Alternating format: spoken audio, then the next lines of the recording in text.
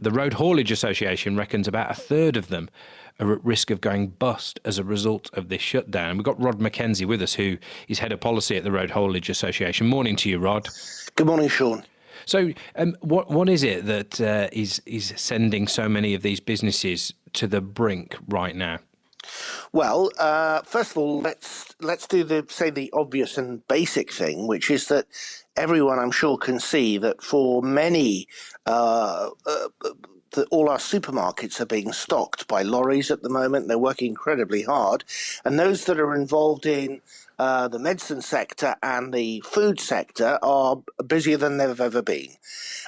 So that's one thing. But as you have just said, the vast majority of haulage firms in this country are SMEs, 85%. So it's also the case that they supply everything that we get in Britain. And clearly, if your supply chain is involved in something like the retail sector, for example, in terms of ladies' fashions or similar, those stores are shut. Therefore, you're not supplying into them. Therefore, work is or has dried up.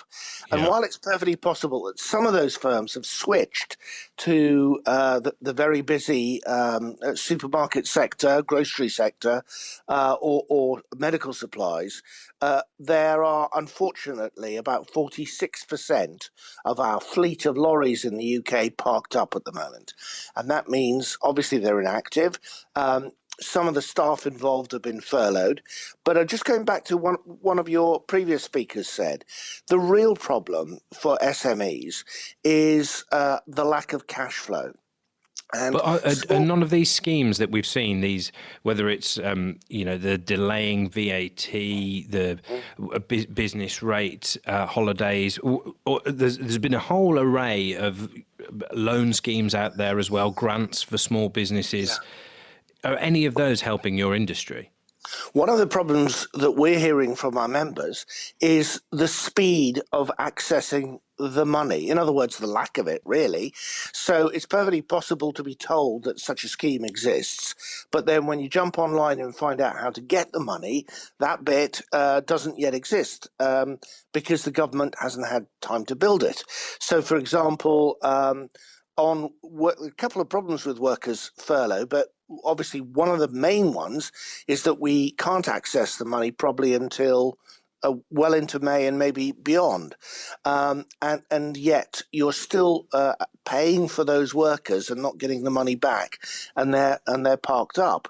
So that's one problem among many. And then the other issue about getting business loans, well, when you are a small business, in many ways, the last thing you want to take out is another loan because you don't have cash flow, and your business may take a while to recover after this.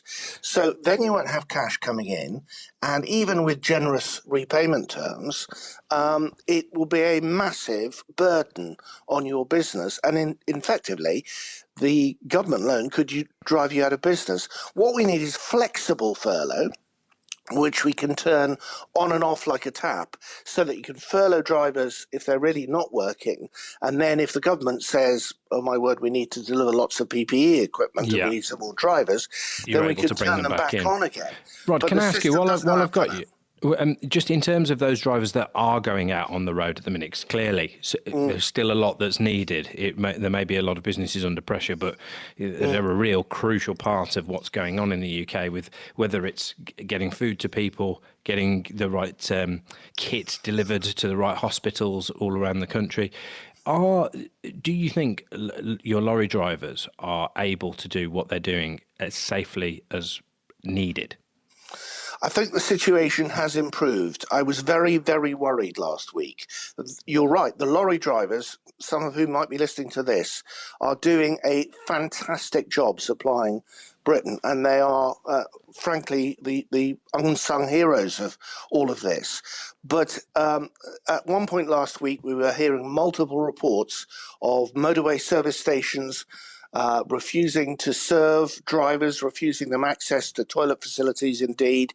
Some supermarkets doing the same when they were making deliveries, all of them citing those workers' fears over contracting coronavirus from lorry drivers. And, it was desperately unfair and desperately wrong.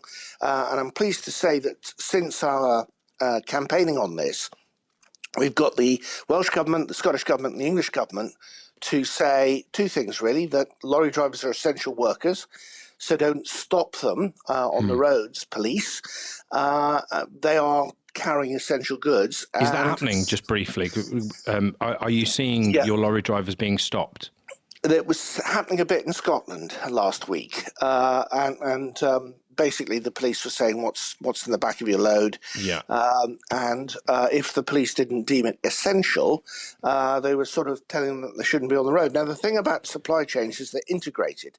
So it's perfectly possible you might be carrying something that doesn't sound ever so vital on one journey, but on the back journey, you might be carrying grain for bread or foodstuffs.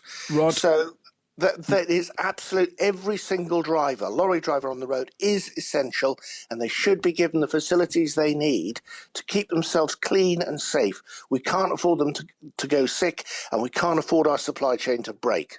Rod McKenzie, thank you. Road Haulage Association's Head of Policy there.